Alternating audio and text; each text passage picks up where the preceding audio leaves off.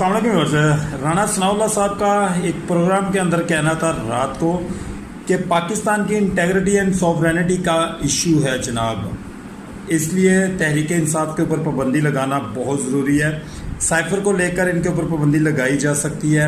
انہوں نے سائفر جو ہے وہ کیوں لہرایا جناب تمام تر، اور انہوں نے جو اسمبلیاں ڈیزالو کی اس میں قاسم سوری صاحب کے اوپر، اور جو ایکس پریزیڈنٹ رہ چکے ہیں پاکستان کے وہ، اور ex prime minister Imran Khan صاحب، ان کے اوپر آرٹیکل 6 لگایا جائے گا۔ رانا ثناء اللہ صاحب سے سوال یہ بنتا ہے کہ پاکستان کی سالمیت اور خود مختاری اس وقت کہاں پہ تھی جب آپ مینڈیٹ چوری کر کے اس حکومت کے اوپر قابض ہوئے؟